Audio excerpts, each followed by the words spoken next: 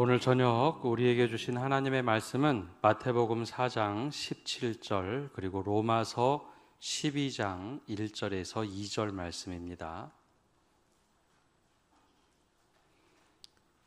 우리 마태복음 4장 17절의 말씀 우리 한 목소리로 함께 읽겠습니다. 이때부터 예수께서 비로소 전파하여 이르시되 회개하라 천국이 가까이 왔느니라 하시더라. 아멘. 로마서 12장 1절과 2절 말씀도 함께 합독하겠습니다.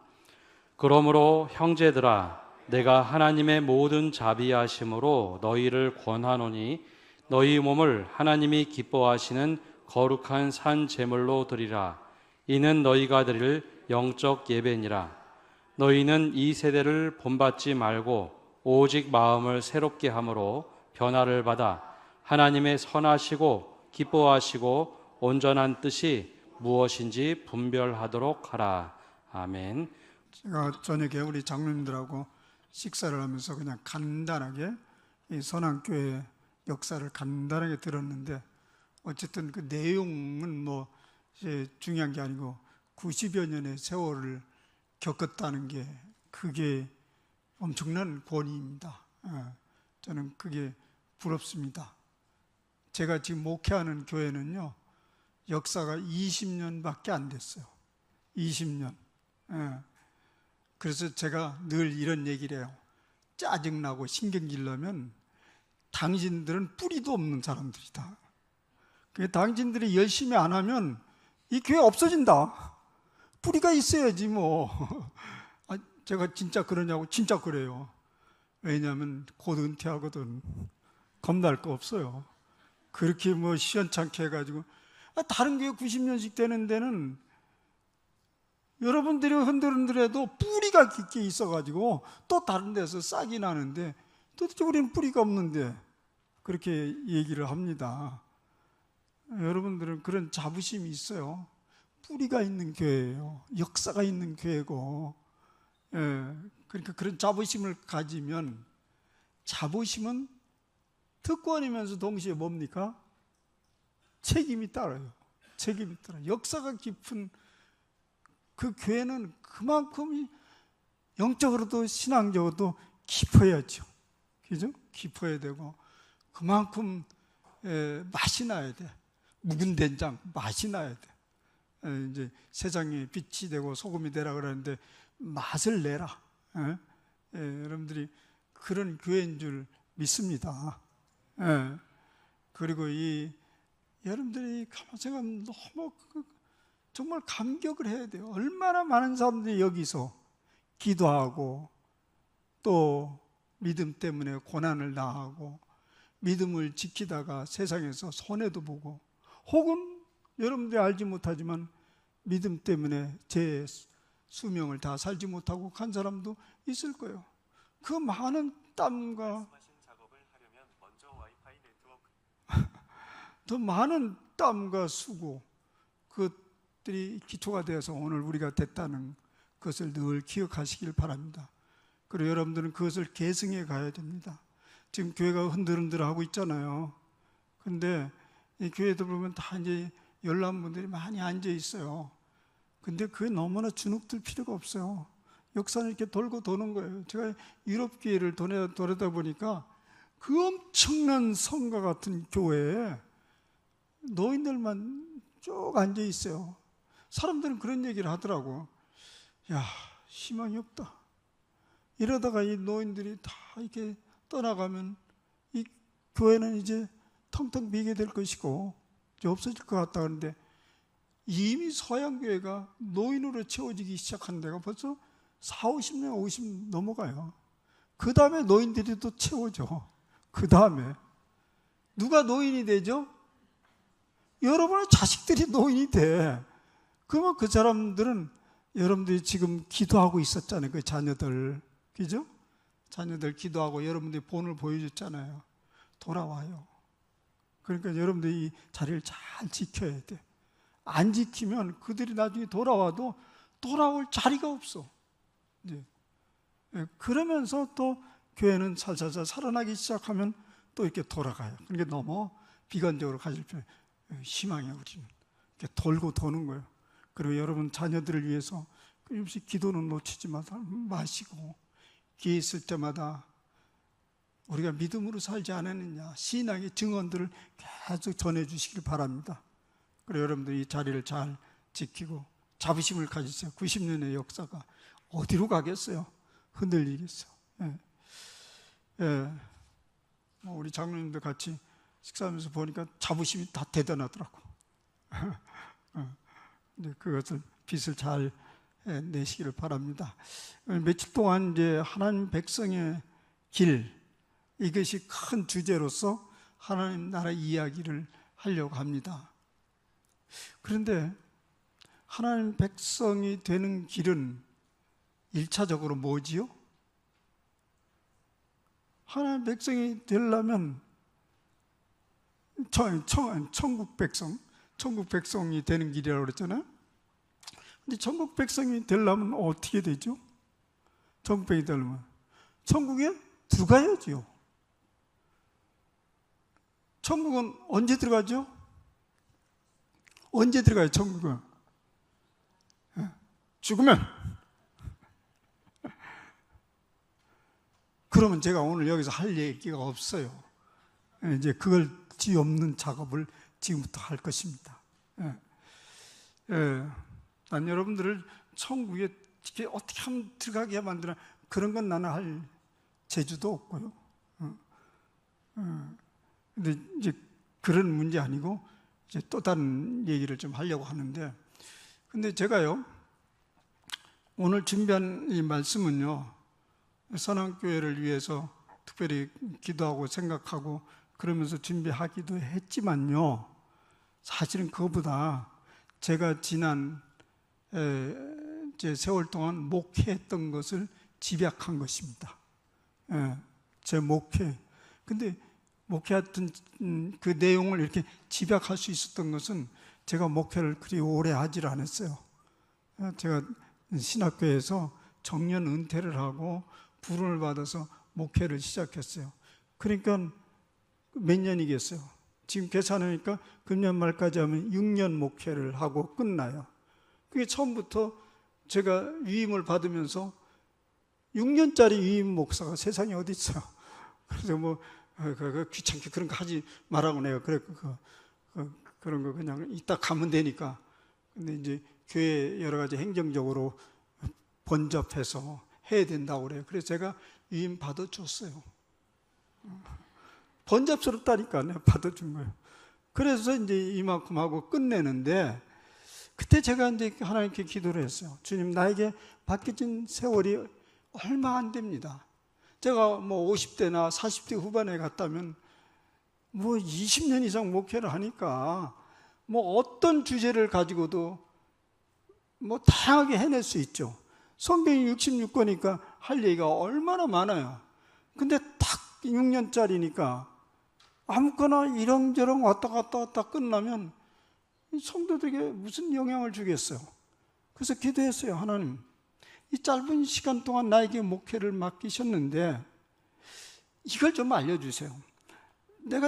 제가 지금 많이 뭐 공부도 하고 가르쳤지만 여전히 알긴 아는 것 같은데 명확하지 알지 못하는 것이 뭘까요?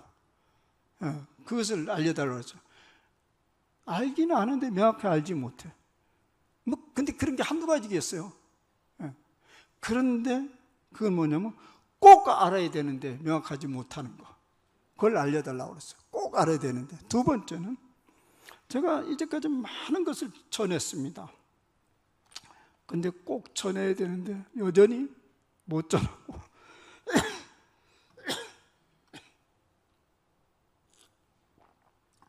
못 전하고 있는 거 있으면 알려달라고 기도했어요.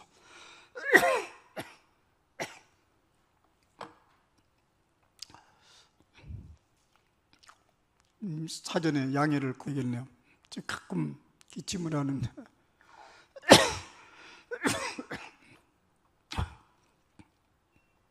제가 오래전에 연속해서 코로나 걸리고 폐렴 걸리고 독감 걸리고 기관지가 상했어요. 근데 지금 완벽하게 회복되지 않았어. 때때로 벌어지는데.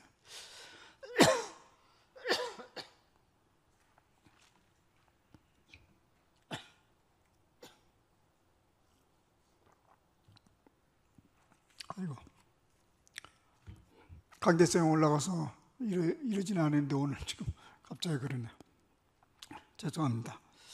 그래서 이제 하나님에게 꼭 알아야 될 것, 명확하게 알아야 될 것, 전해야 될 것, 그걸 알려달라고 기도했는데 팍 떠오른 것이죠. 하나님 나라였어요. 하나님 나라. 하나님 나라만 중요한 게 어디 있어? 그거 알아도 좋고 알지 않아도 좋은 게 아니잖아요. 알아야 되잖아요, 반드시. 근데 그게 사실 교회에서 이제까지 가르친 걸 보면 모호해요. 그게 모호해요. 그래서 이게 딱 기도하면서 떠오르면서 하나님께서 이걸 명확하게 정리를 하라는가 보다. 나도 모호하고. 그래서 그것을 목표로 삼았어요.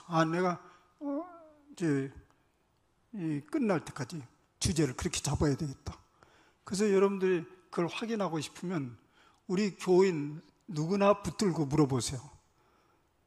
유혜룡 목사가 이제까지 전한 핵심 메시지가 뭡니까? 그러면 저절로 나와요. 제가 그렇게 교육시킨 게 아니에요. 계속 하다 보니까 뭐 기도할 때마다 그게 나와요.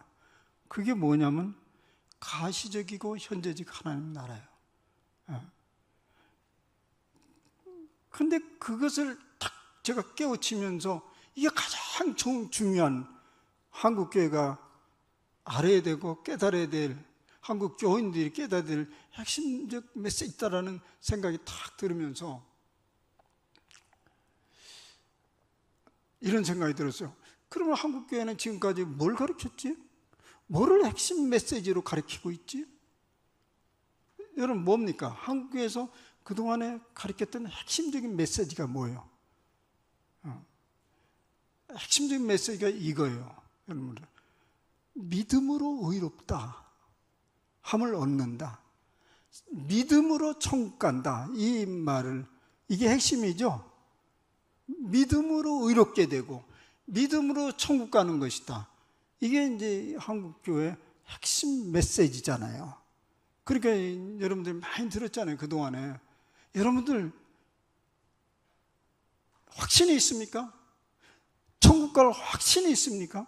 이런 질문을 수도 없이 많이 들었어요. 저는 어릴 때부터 많이 들었어요, 부흥사들한테. 확신이 있습니까? 여러분들 아멘 하잖아요? 아멘. 그 다음에 이제 어떻게 나가냐면, 오늘 죽어도 갈 확신이 있습니까? 그 다음 어떻게 돼요? 아멘이 조금 줄어들어. 거기다 더 협박을 하지. 어떻게? 지금 죽어도 천국 갈 자신 있습니까? 글쎄요. 그렇게 가는 거예요. 예. 그런데 그 뭐가 문제인가?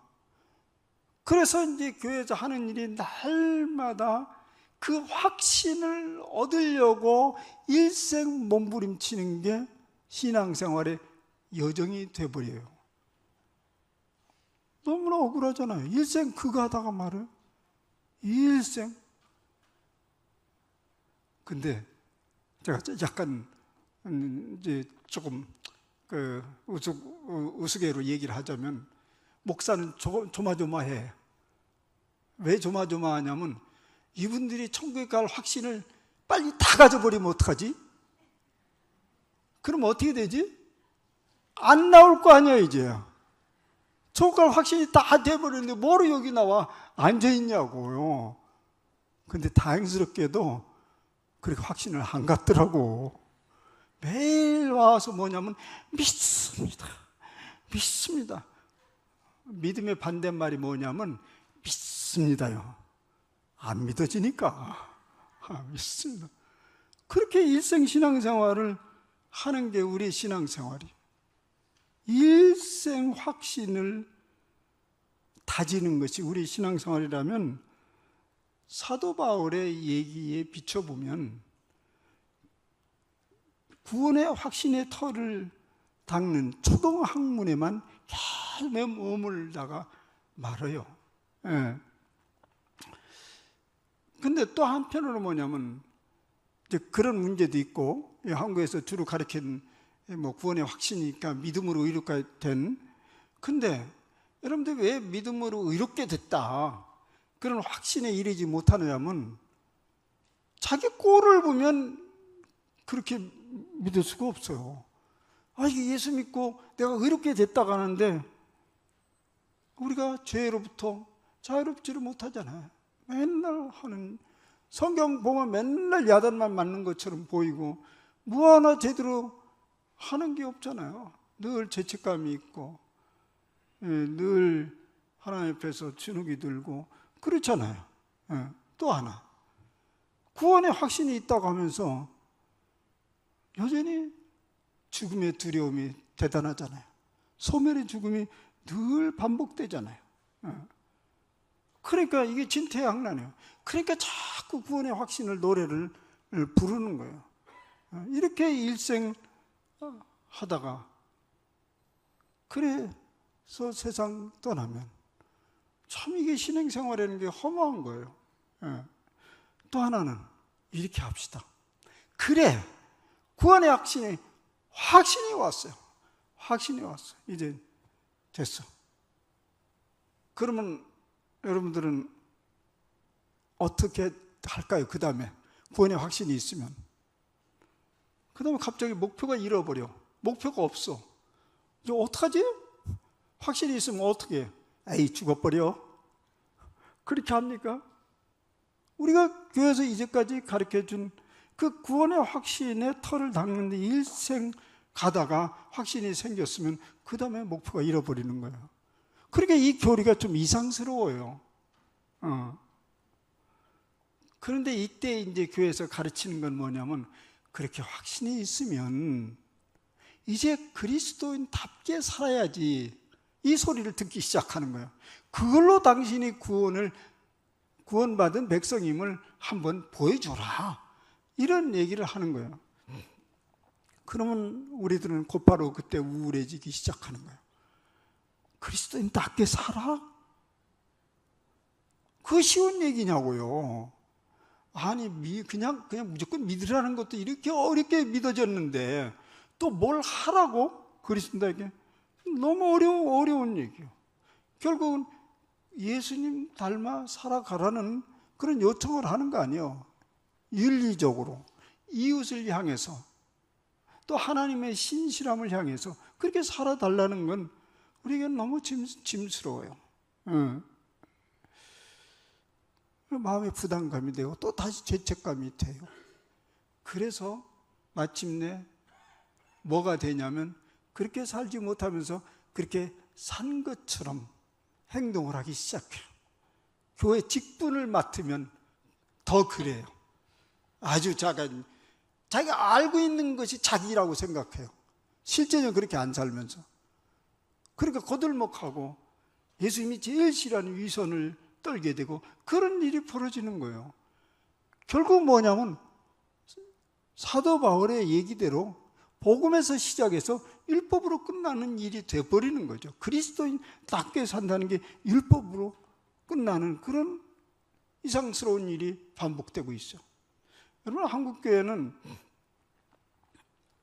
제가 한번 오래돼서 한 십수년 한번 한국교회를 전체적으로 가르침이나 이렇게 조사를 해보면서 논문을 하나 썼는데, 그게 뭐냐면 한국교회 안에는 복음이 없다, 율법만 있을 뿐이다. 교회에서 이렇게 율법은 안 되고 복음이라 하는데 보니까 복음은 없어요. 율법은 바로 이 부분의 측면이에요. 근데 우리 교회 안에 있는 율법은요, 예수님 당시에 있었던 그런 율법주의하고는 좀 차이가 있어요. 그래서 그 예수님 때 율법주의를 이제 제가 신학자들의 이 표현을 빌려보면 그건 거친 율법주의라는 용어를 쓰더군요. 근데 오늘날 한국교회에 자리 잡고 있는 율법주의는 친절한 율법주의예요. 그건 제가 붙인 용어예요. 거친 율법주의는 본래 있고. 그러니까 한국교회는 친절한 율법주의가 지배를 한다. 이런 이제 결론을 내렸는데, 거친 율법주의는 뭐냐면 이런 하나님의 말씀이 있는데 요거 안 지키면 망한다, 저주받는다, 하나님의 벌을 받는다. 이게 거친 율법주의요. 거기에 상응하는 벌을 받는다. 그게 당시에 예수님 당시에 그 유대교들이 주로 행했던 방식이요. 그러니까 당시 백성들이 벌벌 떠는 거죠, 종교 지도자들에게. 근데 한국교회에서 그렇게 얘기하는 사람 없죠. 정경 사오정 같은 지도자가 그런 벌 받는다, 11조 안 내면 집안 장사해봐야 다 망합니다 뭐 이렇게 하고. 그런데 그런 간이 큰 사람이죠. 요새 감히 그런 얘기 못하고, 여러분 11조 하면 복 받습니다, 잘 됩니다, 성수주의라면 그 성수주의를 할 만큼 하나님이 몇 배로 복을 주십니다, 이렇게 얘기를 해요. 안 지키면이라는 것은 말 안 해. 안 지키면. 하면 뭐 된다. 이게 이제 친절한 율법주의예요. 어쨌든 둘 다 조건부예요. 근데 이게 복음이냐고요. 그래서 이 한국에서 얘기하는 믿음으로만, 또 믿음으로 의롭게 된다는 이런 교리들이 어디서 왔는가? 이게 성경의 정말 가르침인가? 이렇게 생각을 이제 해봤는데, 성경의 가르침인 건 맞아요. 성경에 분명히 많이 가르치고 있죠. 그런데 이것이 한국교회에 이렇게 전달된 것은 엄밀히 말해서 성경에서 온 거 아니고요, 종교 계획자들 통해서 온 거예요. 종교 계획자들. 여러분 16세기 때 루터와 칼빈이 종교 계획을 했잖아요. 그 종교 계획자들이 부르짖은 게 뭐냐면 솔라 피데 솔라 그라치아, 오직 믿음, 오직 은혜, 그것을 이제 부르짖었어요. 근데 왜 부르짖었냐면 당시에 중세교회가 공적주의가 아주 강했어요. 우리가 구원 얻으려면 이런저런 선행을 해야 되고 이런저런 희생을 해야 된다는 그런 것들이 강하게 있어서 그걸 밀어내기 위해서 오직 믿음이라는 것을 부르짖었어요. 그것이 한국교회, 우리 개혁교회에 압도적인 영향을 준 거예요. 오직 믿음. 그런데 그것이 성경에서 분명히 가르치고 있지만은 정말 그것이 복음의 핵심일까? 이 질문을 던져요. 근데 보니까 우리 이게 하나님의 말씀을, 복음을 집이라고 합시다. 집. 하나의 근사한 집이라고 합시다. 천국이요, 그게. 그럼 집에는 크게 뭐가 있냐면 지붕이 있고 기둥이 있어요. 그런데 아까 이신칭이 믿음으로 의롭게 된 것이 그게 지붕일까 기둥일까요? 사실 그게 지붕이 아니고 기둥이요, 기둥. 그러면 기둥이 있으려면, 집이 되려면 윤곽이 지붕이 있어야 되잖아요. 지붕은 뭐가 있어야 되죠? 사실은 그 지붕이 뭐냐면 하나님 나라예요. 하나님 나라. 그 하나님 나라를 떠받치는 것이 이신칭이, 그게 기둥이에요. 근데 우리는 이제 이 지붕이 없어버렸어요. 지붕을 덮자는 얘기죠.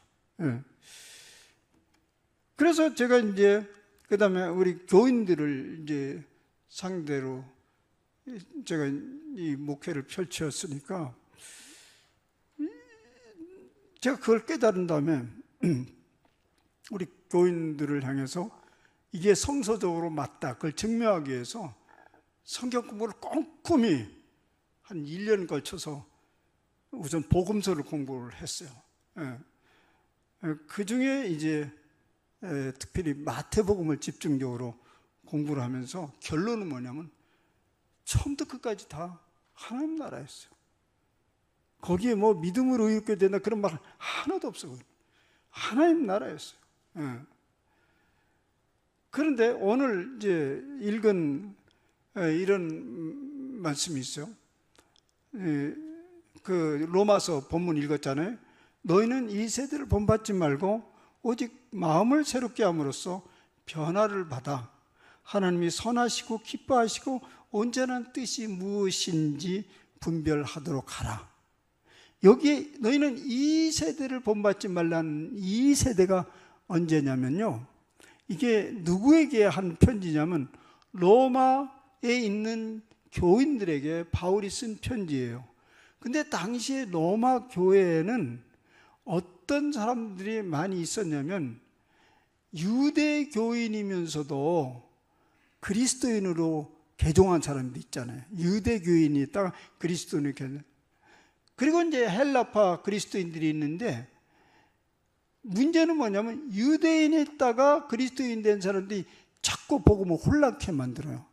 어떻게 혼란케 만드냐면, 이 유대인들은 예수님의 십자가의 그 보혈의 피, 그 복음을 받아들이면서 동시에 율법적 삶도 받아들였어요. 그렇게 해야만 된다고 주장을 했어요. 근데 바울은 원래 복음 속에서 율법 속에 깊이 빠져 있던 사람이잖아요. 그 율법의 특성을 잘 알아요. 그래서 다메섹 도상에서 예수님을 강력하게 만났다잖아요. 그리고 예수님에게 미쳤잖아요. 양쪽을 잘 알고 있어요. 그걸 보고서 로마 교인들을 보니까 이건 이상스러워. 복음을 믿으면서 동시에 율법을 같이 쓰고 다니는 것이 바울이 보기에 꼭 이렇게 보였어요. 머리에는 갓을 쓰고 있고 이 옷은 양복을 입고 넥타이를 맨 거예요. 참 이상스럽다. 그것을 바울이 얘기하면서 당신들은 오직 마음을 새롭게 하고 변화를 받아. 이 세대를 본받지 말고. 근데 이 세대가 무엇이냐면, 그때 이 세대가 복음과 율법이 짬뽕해가지고 막 내려오는 시대예요. 근데 바울이 볼 때 새로운 시대가 왔는데, 새로운 시대는 완전히 그것과 단절된 예수님의 시대가 열린 거예요. 근데 이게 짬뽕이 돼버리니까 당신들 그렇게 신앙생활을 해봐야 하나님이 기뻐하시고 온전한 뜻이 뭔지도 모르고 그 다음에 그것이 산 제사도 되지 아니한다. 그런 식으로 믿으면, 사실 우리가 예배를 잘 드리려면요, 우리가 산 제사를 드려야 된다고 그러잖아요. 산 제사가 뭐냐고요? 정신이 똑바로 치고 졸지 않고 예배 드리는 게 산 제사라고 생각할 수 있죠. 물론 그것도 해당이 돼요. 산 제사는 뭐냐면 알고 예배를 드리는 거예요. 알고, 똑바로 알고. 그래서 예수님이 그 수가성 여인과 얘기를 하면서 그런 얘기를 했잖아요. 수가성 여인이 약간 기분이 나빠가지고 근데 예수님과 얘기하면서, 왜 당신 유대인들은 꼭 예배를 그 예루살렘에서 드려야 그게 제대로 된 예배라고 하느냐, 왜 그렇게 장소를 국한시켜 얘기하느냐. 그때 예수님이 뭐라고 그랬냐면, 당신의 말이 맞다. 꼭 그럴 필요는 없다. 이 산도 아니고 저 산도 아니고 그 다음 신령과 진정으로 예배를 드리는 것이다. 그러나 한 가지, 당신들이 믿는 그 드리는 제사와 우리가 드리는 제사가 한 가지 다른 게 있다. 뭐가 다르냐면, 우리는 알고 믿고 알고 제사를 드리지만은 당신은 무엇을 믿고 뭐에게 드리는 제사인지도 모르고 하는 것이다. 그걸 일컬어서 뭐라고 그러냐면 종교성의 열정으로 드리는 거예요. 쫙 빌면서 비나이다 비나이다, 지성이면 감천이지. 누구에게 비는지 왜 비는지 아무도 몰라요. 근데 제대로 알고 이 신앙을 해야 되고 제대로 알고 예배를 드려야 그게 산 제사라는 것입니다. 그리고 우리가 제대로 알고 신앙생활을 해야 목표를 똑바로 가죠. 알지 못하고 신앙생활하면 그게 어디로 갈지 알 수가 없는 거죠. 예. 그래서 바울은 이게 매우 심각하기 때문에 이 세대를 본받지 말고 새로운 시대를 향해서 마음을 열어라 이런 얘기인데, 이 새로운 시대가 뭐냐면 예수님의 시대예요. 여러분, 오늘날 예수님의 시대 속에 우리는 살고 있어요. 그것이 무엇인지를 분명히 아셔야 돼요. 예수님의 시대에 사는 것이 뭡니까? 이걸 먼저 제가 질문을 드려요. 우리는 예수님의 시대에 살고 있죠. 그게 뭡니까? 그러면 또 이렇게, 그건 복음이지. 복음은 뭔데요? 이 질문을 먼저 가져봐야 돼요. 그 다음에 이 이야기를 펼쳐갈 수 있습니다. 이제 예수님이 오셨어요. 예수님이 오셨는데, 예수님이 복음을 전파하러 오셨는데, 그 복음의 내용이 뭘까요? 우선 제일 먼저 일성을 확 입을 열어서 터뜨린 것이 가장 중요한 거죠. 예수님이 마태, 마가, 누가 다 동일한데 그 일성이 뭐죠? 처음에 와서 팍 터뜨리는 말씀이, 회개하고 복음을 입으라. 천국이 가까웠느니라. 때가 찼고 하나님 나라가 가까이 왔으니 회개하고 복음을 믿으라. 이것이 예수님이 전한 복음의 출발이었어요. 여러분, 가장 중요한 것을 처음에 펼치겠죠. 그리고 그 후에 예수님의 사역은 이것을 뒷받침하는 사역이 흘러가게 됩니다. 예. 그러니까 여기서 말하는 거, 예수님이 척 전하는 게 뭐죠? 복음이 하나님 나라예요. 하나님 나라가 가까이 왔으니 회개하고 복음을 믿으라. 여기에 회개하고 복음을 믿으라. 그 복음이 뭐냐면 하나님 나라예요. 예? 그래서 이제 이런 관점으로 복음서를 보니까 그게 처음부터 끝까지 예수님의 흐름은 하나도 바뀌지 않더라고요. 예. 성경에는 이제 마태복음과 또 누가복음, 이제 마가복음, 이 공간복음 중에서 이 하나님 나라가 등장하는데, 마태복음에는 천국이라는 말이 나와요. 천국. 천국이라는 말은 오직 마태복음만 나와요. 나머지는 하나님 나라라고 얘기해요. 그런데 여러분들은 어떤 말을 더 좋아해요? 천국, 하나님 나라. 그런데 성경에는 보면 천국과 하나님 나라를 그렇게 명확하게 구분해 쓰지는 않는데, 한국 교인들이 가지고 있는 생각은 하나님 나라보다는 천국을 더 선호하고 그걸 좋아해요. 더 좋아하는 건 천국이 아니고 천당, 그걸 더 좋아해요. 근데 왜 이걸 좋아하냐면, 천국 천당을 장소적 개념으로 이해하고 있어요. 장소, 그 어떤 곳에 펼쳐진 어떤 곳.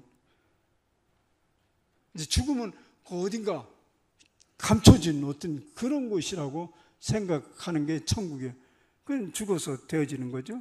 근데 하나님 나라는 성경에 보면 하나님 나라는 그런 것이 아니고, 하나님 나라는 여기 있다 저기 있다 하지 마라.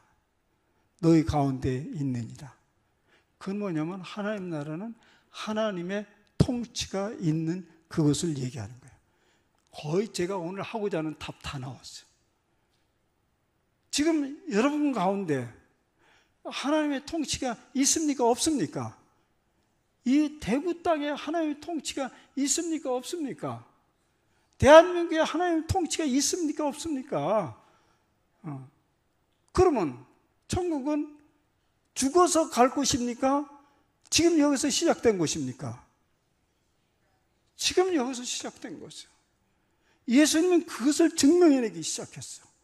그래서 마태복음은 이 4장 17절에서 이때부터 예수께서 비로소 전파에 이르시되 회개하라 천국이 가까웠느니라 하느니라. 이렇게 예수님께서 이 첫 일성을 확 외친 다음에 4장이에요. 그게요. 이제 마태복음에 보면 1장에는 예수님의 족보가 나오고요. 2장, 3장에는 예수님이 이 땅에 어떻게 왔는지, 예언을 따라서 어떻게 왔는지 얘기하고, 그 다음 3장에서는 이제 광야의 시험을 받고, 이제 세례요한을 세례받고, 그 다음에 공생애를 4장에서 시작되는데, 그게 바로 이때부터 예수께서 전파에 이르시되 회개하라 천국이 가까웠느냐. 이제 그 다음부터 10장까지 예수님의 사역이 시작돼요. 그때까지는 예수님이 제자들을 선택하지 아니하고 혼자 하세요. 그러면서 그때 뭘 하시냐면, 뭘 하죠? 그때 이제 공적으로 사역을 하면서 주로 한 일들이 뭐죠?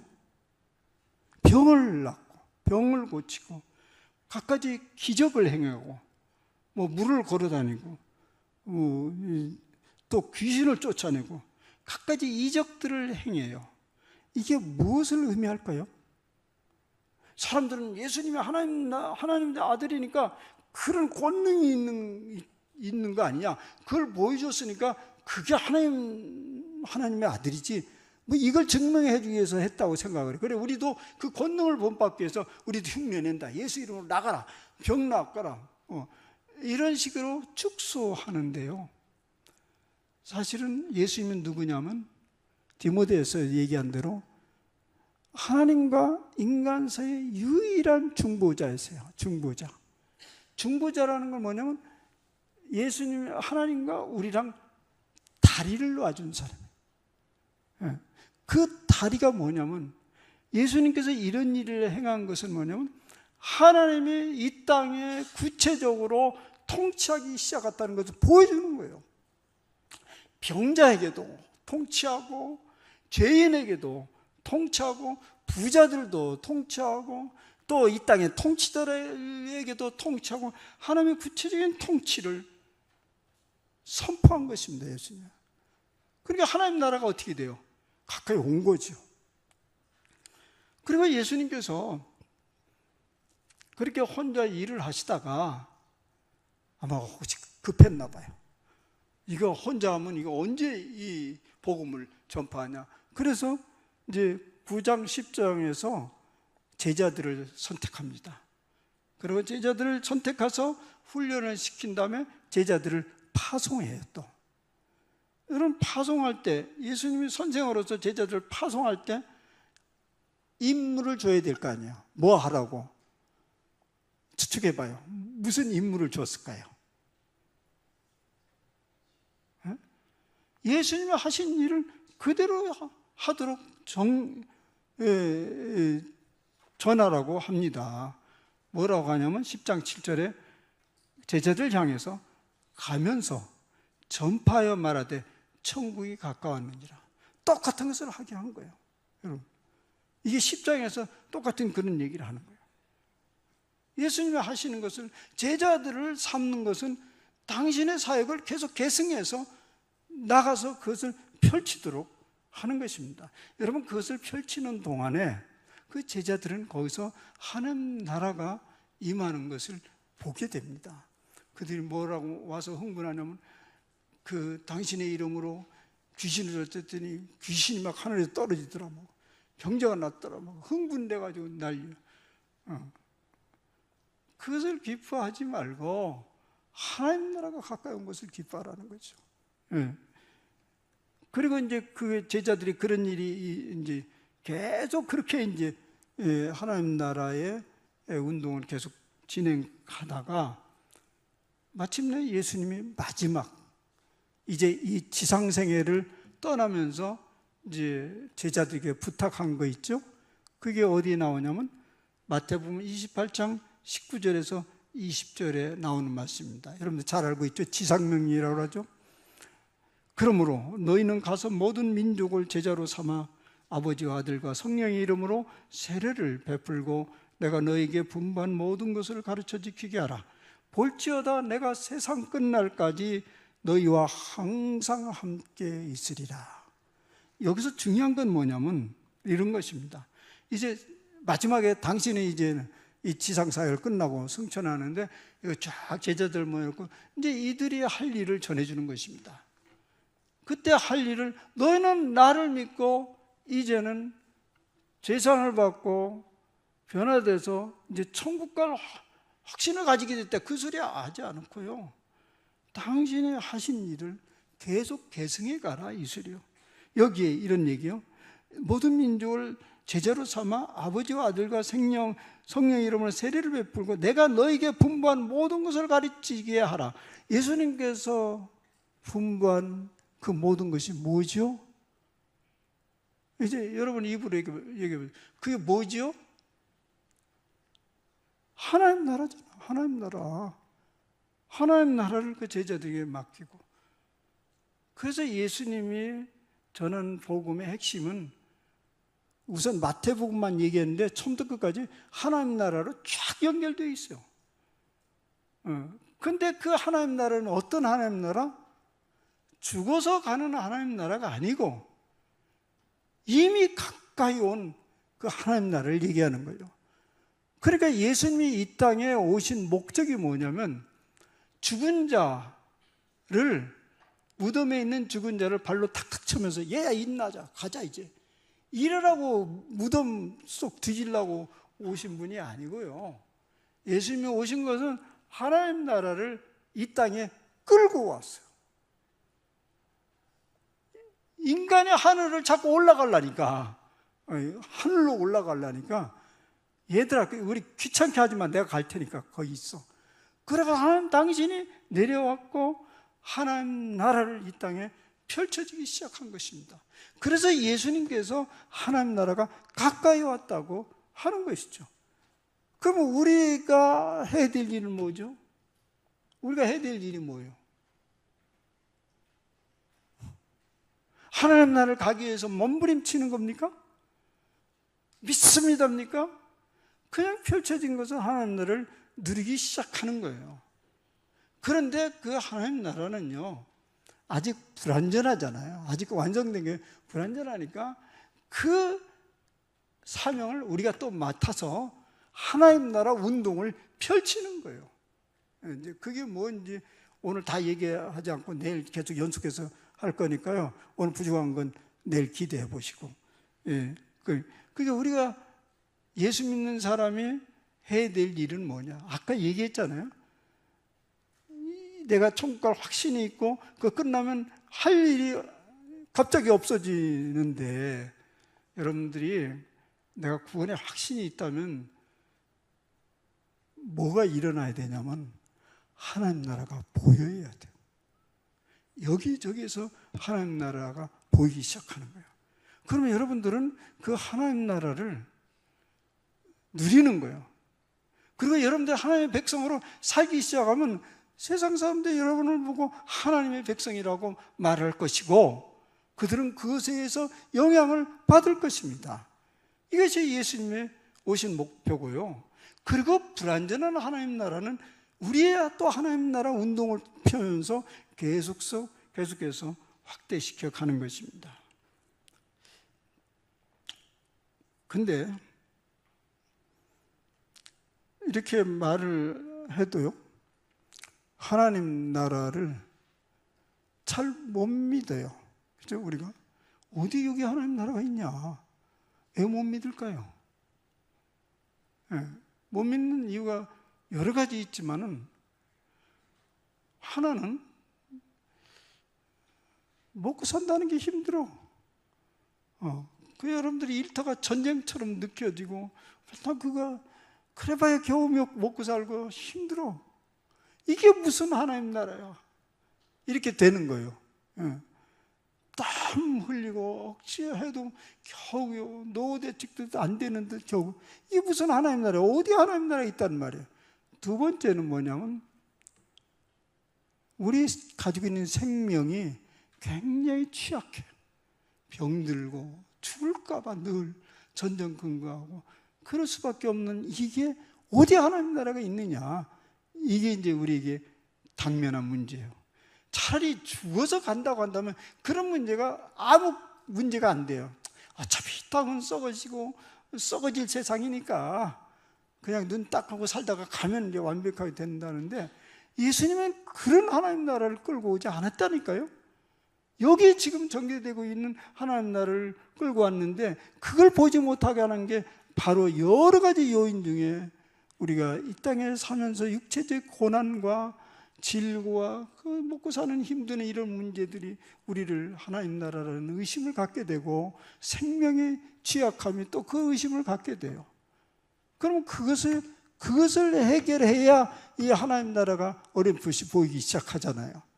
그래서 오늘의 일부만 그것을 어떻게 해결해야 되느냐를 일부 얘기해 보겠습니다. 어떻게 가까이 다가온 하나님 나라를 볼 수 있는지. 우선 세 가지 관점을 오늘만 생각해 보겠어요. 우리가 생각하는 물질관, 두 번째 가족관. 왜 가족관을 얘기하냐면 이 땅에서 하나님 나라의 모형 중에서 가장 그럴듯한 곳을 가정이라고 보거든요. 가족관. 세 번째는 우리의 생명관. 이게 변화가 일어나야 그게 보여요. 우리는 지금 왜곡된 잘못된 안경을 썼어요. 그 안경으로 보니까 그것만 보이는 거죠. 이 안경을 바꿔야 돼요. 그 안경이 물질관, 가족관, 생명관이에요. 일단은 하나는 물질관을 보자고요. 성경에 보면 이런 말이 나와요. 공중에 나는 새를 보라, 드리핀 백합화를 봐라. 저들은 수고하고 길쌈하지 아니하여도 곳간에 거둬들이지 않아도 저렇게 잘 살지 않느냐. 하물며 너일까 보냐. 이런 말씀이 있잖아요. 우리가 지금 여기에서 살아가는 물질관하고 얼마나 차이가 있어요. 이런 문제가 이 말씀을 여러분 어떻게 받아들이겠어요? 이걸 받아들이면 문제 하나가 해결이 돼요. 한 예를 들겠어요. 제가 이제 신학교에서 신학생들을 오랫동안 지도하고 가르쳤는데요. 제가 한 일 중에 제 이제 전공이 우리 목사님이 벌써 신 목사님이 소개했는지 모르지만 제 전공이 영성이에요. 영성. 근데 영성은 그냥 이론적으로 가르치는 것 뿐만 아니라 이제 훈련을 하는데 주로 기도 훈련을 하곤 했어요. 근데 제가 기도 훈련을 할 때는 이제 그 주로 말씀을 가지고 묵상하면서 기도를 훈련하도록 안내를 해요. 그러니까 제가 학생들 만나면 이제 훈련할 때 우리 장신대 훈련원이 있어요. 거기에 이제 가서 옛날에 3박 4일씩 그 훈련을 이제 할 때 그 말씀을 주고 기도를 하게 해요. 그리고 기도하고 난 후에 저랑 면담을 하고 이런 식의 훈련이 있는데 제가 어느 날 어떤 학생에게 이 말씀을 줬어요. 이걸 가지고 가서 묵상하고 기도하고 오라. 드레핀 백합화를 봐라. 공중에 나는 새를 보라. 이제 기도를 하고 와서 이제 저에게 면담하러 왔어요. 그런데 얼굴이 어두워. 기도하는데 얼굴이 어두워. 기도에 어떤 영향을 받은 거죠. 그래서 제가 어떻게 기도했냐고 물었어요. 근데 그분이 첫 얘기하기를, 교수님, 나는요 드레핀 백합화도 아니고 공중에 나는 새도 아닙니다. 나는 사람이요. 근데 드레핀 백합화는 돌보시고 공중에 나는 새는 돌보시는데 우리 신학생은 안 돌봅니까? 그렇게 하나님께 항의를 했대요. 그래서 내가 왜 그걸 나한테 얘기하냐? 하나님께 그렇게 얘기해서 했으면 들어야지. 뭐라고 하더냐 하나님이. 그랬더니 그건 못 들었대요. 그게 당신이 하나님께 진지하게 얘기 안 한 거지. 그냥 불평스러워서 하는 거지. 당신 나한테 얘기하고 있네. 나한테 얘기해봐 소용없어. 내가 그거 답해 줄 수가 없으니까 하나님께 다시 얘기해라. 그래서 하나님께 다시 가서 또 기도하고 오라고 그랬어요. 또 그 다음에 다시 만났어요. 그래서 했대요. 시원하게 다 풀어냈대요. 하나님, 나는 드레핀 백합화 아닙니다. 공중에 나는 새도 아닙니다. 불만이 많습니다. 그랬더니 하나님이 그러더래요. 아, 마음이 너무 불편하구나. 뭔가 네가 지금 어려움이 있는 모양인데 왜 그렇게 불만이 많지? 무엇을 안 돌보고 있지? 그래서 턱 나온 거예요. 우리 기숙사의 방에 같이 있는 그 사람, 하나님이 돌봐야 할 사람인데 지금 안 돌보고 있지 않냐? 뭐 얘기는 뭐냐면 계속 점심 식사를 하러 가야 되는데 같이 식사하러 가자면 뭐 아침을 늦게 먹어서 생각 없다느니 오늘 뭐 바쁜 일이 있어서 못 먹는다느니 뭐 그래서 계속 피하는 거예요. 그래서 내가 자세히 그 학생이 들여다보니까 그냥 물 한 잔 마시고 그냥 점심을 넘기는 거예요. 견디는 거예요. 알았어요. 돈이 없는 거예요. 화가 나는 거예요. 아니 주님을 위해서 다니던 직장 다 그만두고 그래서 이제 신학 간다고 들었는데 그 새끼를 해결하지 못하는 그 하나님을 어떻게 신뢰할 수 있냐고. 그래서 그렇게 자세히 얘기를 하나님께 드렸더니 이런 음성이 들리더래. 얘야, 네 포켓에다 손을 넣어보거라. 뭐가 있는지. 그래 손을 참 넣어봤더니 한 달치 식권이 딱 잡히더래. 자기는 한 달치 딱 미리 손 집어넣어 놓고 지 친구는 없다고 투덜투덜하고. 그래서 그것을 뜯어서 나눠줘라. 그때 깨달은 거예요. 아, 하나님이 이렇게 일하시는 거구나. 내가 뜯어준다고 해서 내가 굶을까? 아, 결국 이 말씀은 공동체를 향해서 주는 말씀이구나라는 걸 깨달은 거예요. 개인이 아니고 공동체. 사실 내 밥 내가 먹고 네 밥 네가 먹고 이러려면 세상은 너무 힘들어요. 그러나 함께 이 공동체적인 삶이 이루어진다면 우리가 먹고 마시는 것이 거기에 그렇게 두려워할 일은 없어요. 그래서 역사 속에는 끊임없이 공동체성을 만들려고 무척 애를 썼어요. 그러니까 이 교회 공동체를 저는 얘기하고 싶어요.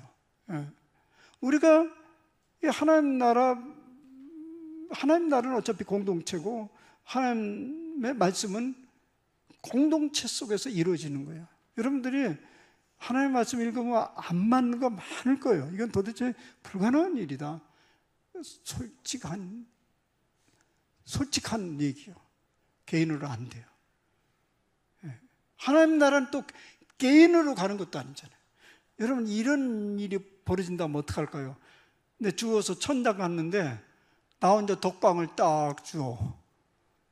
먹을 거 다 줄 테니까 여기 앉아서 살아라.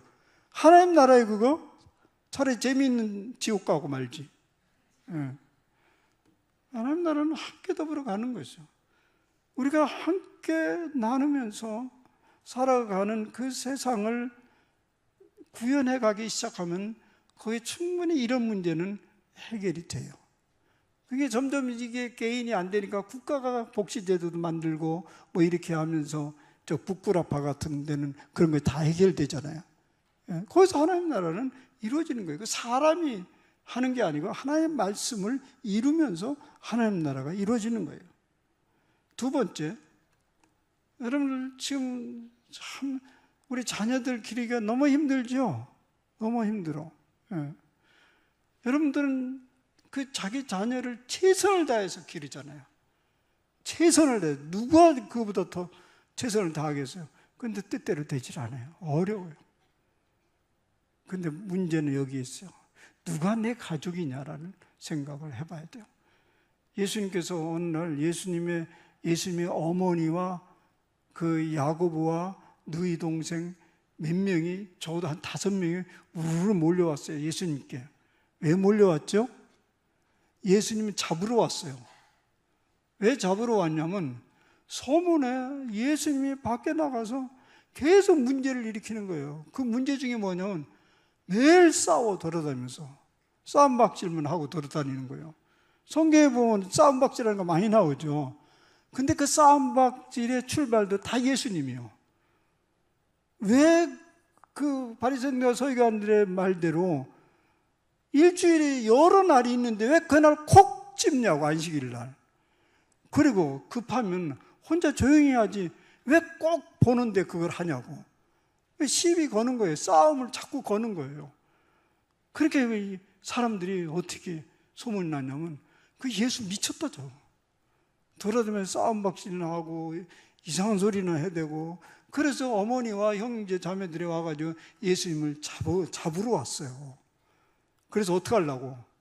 집에 감금하고 정신 좀 차리게 하든지 요양원에 보내든지 뭐라고 왔는데, 제자들이 그걸 알고 예수님께 구하잖아요. 당신의 어머니와 형제 자매들이 왔다고. 그랬더니 예수님 뭐라고 그러죠?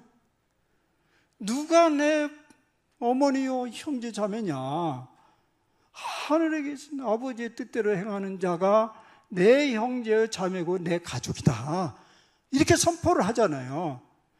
아마 그 당시에는 마리아 어머니도 형제자매도 무슨 소리인지 못 알아들었고 어떻게 했을까요? 소문대로구나. 그러고서 물러간 거예요. 여기 엄청난 진리가 있는 거예요.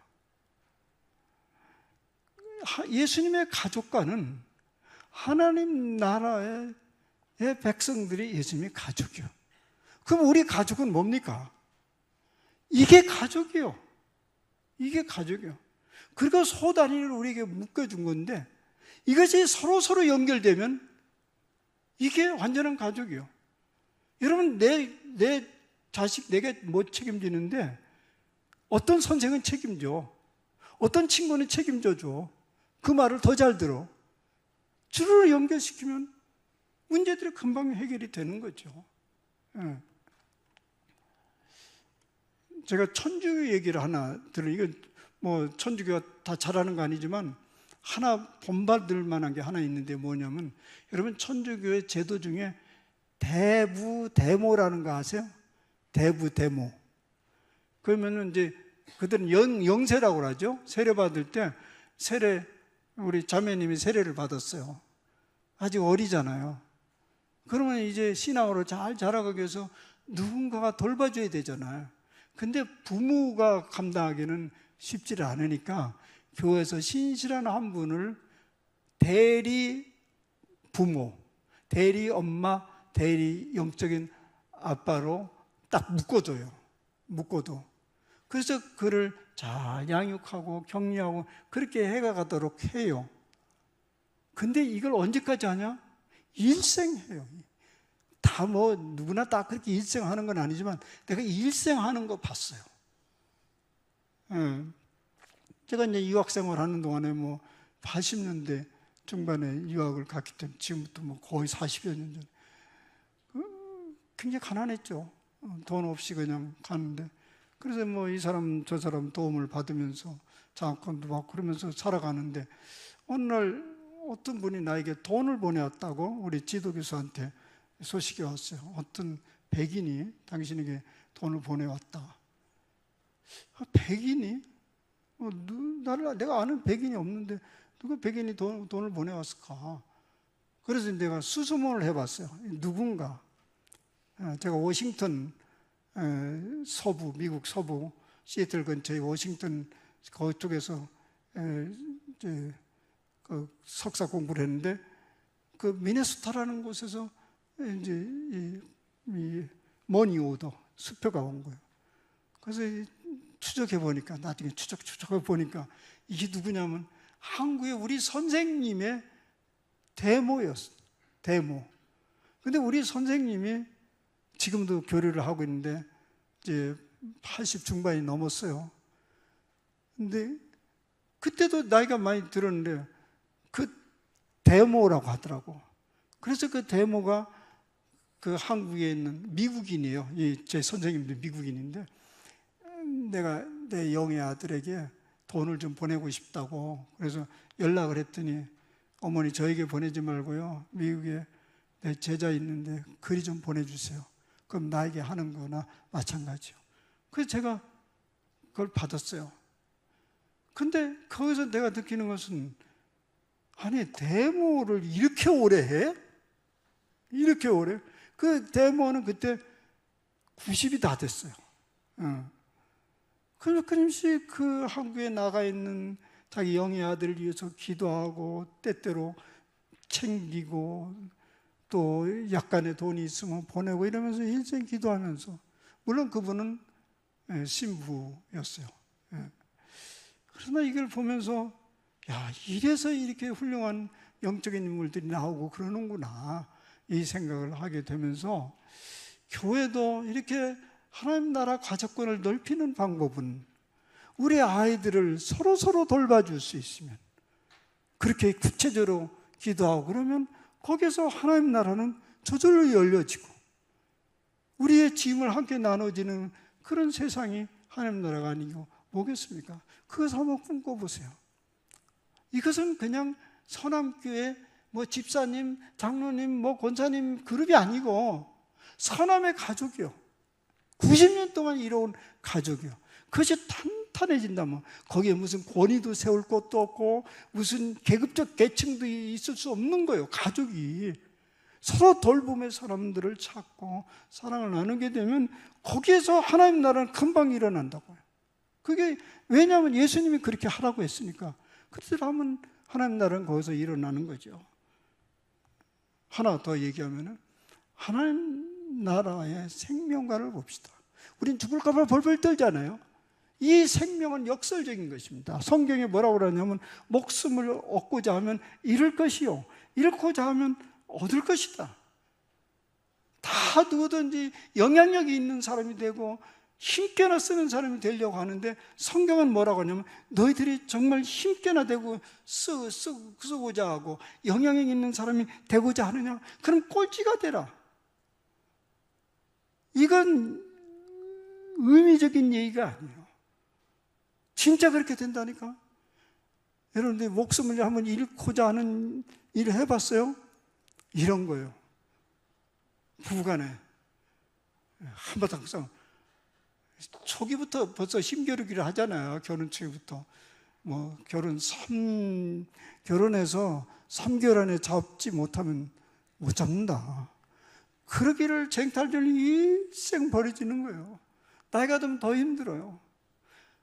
그렇게 사는 부부들을 보면 그 근처에 가면 생명력이 자꾸 찌그러들어.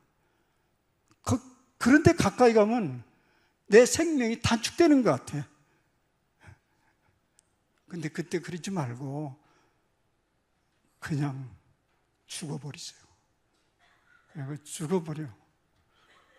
그러면 몇 분 안 돼서 살아버려. 생명이 배로 살아나. 그게 그런 증거예요. 죽으면 산다. 첫째가 되고 싶으냐? 섬기세요. 섬기면 사람들은 그를 첫째로 꼽아요. 말로 하지 않지만은 전 정말 요긴한 사람이에요. 저 사람 없으면 안 돼. 이 공동체가. 그래서 첫째가 되잖아요.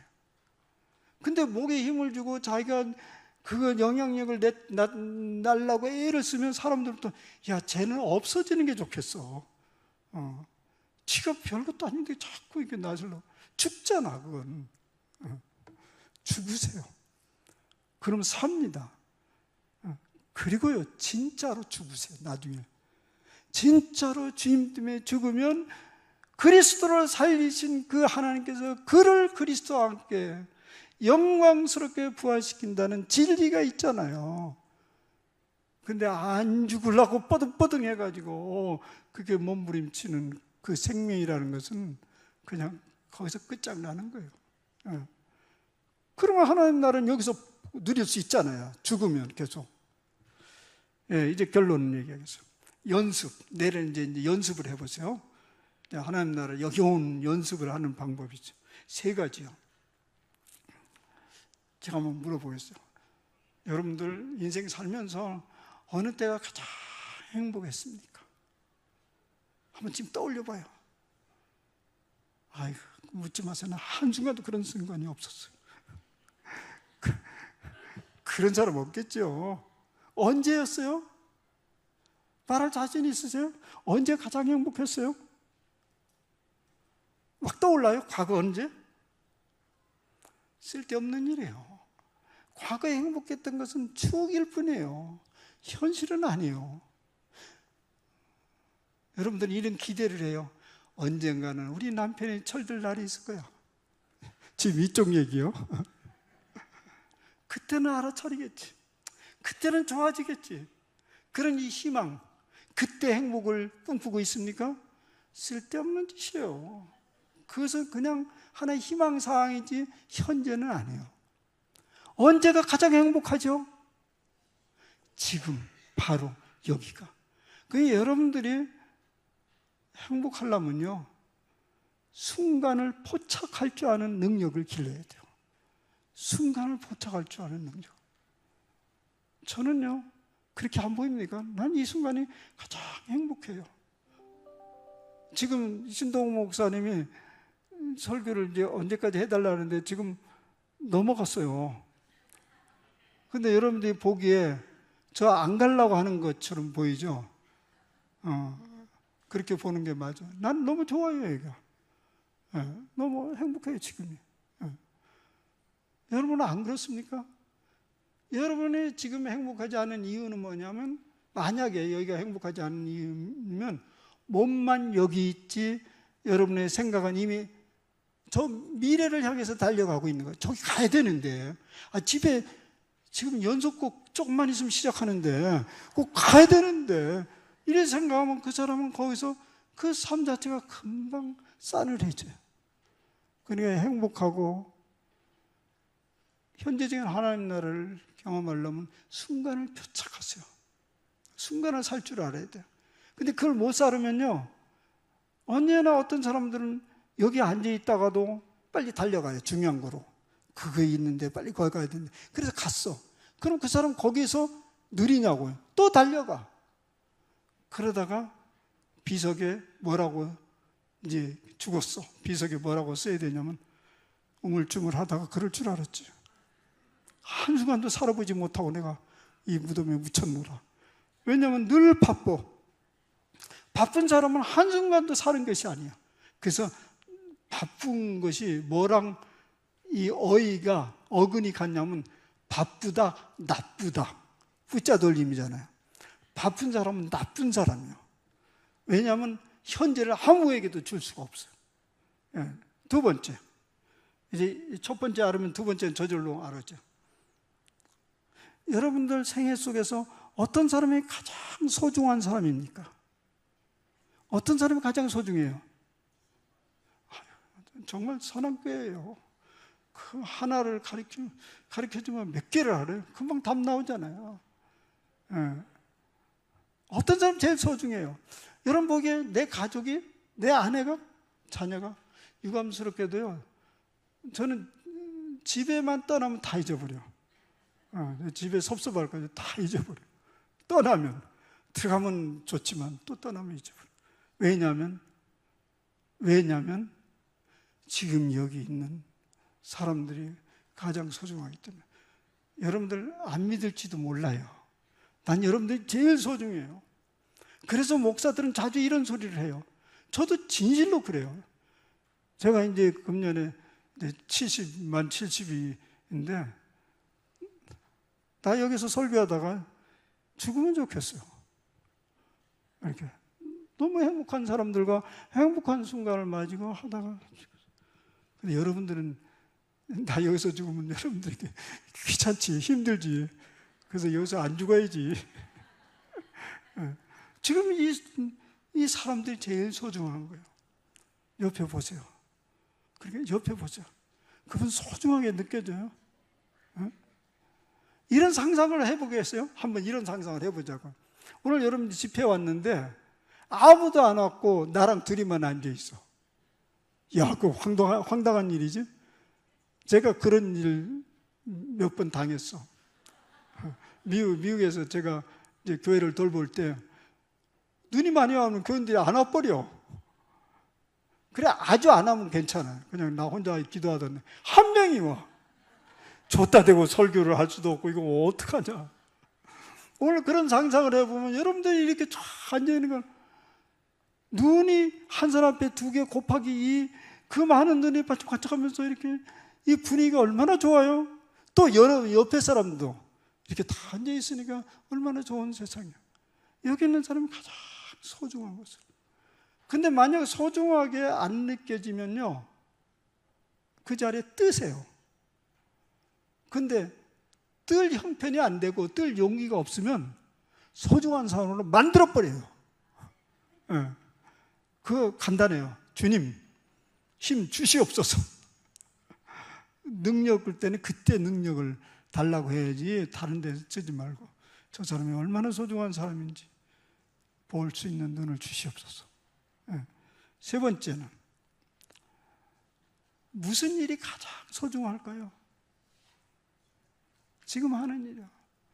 여러분들이 이 세상에서 둘도 없이 소중한 것은 지금 제 말씀을 듣는 것이고 저는 선포하는 것입니다. 그것을 즐겨. 그럼 거기서 하나님 나라가 벌어져요. 이 세 가지를 얘기했는데 이 세 가지를 하나로 뭉치면 뭐냐면 순간을 포착하는 능력을 길러라.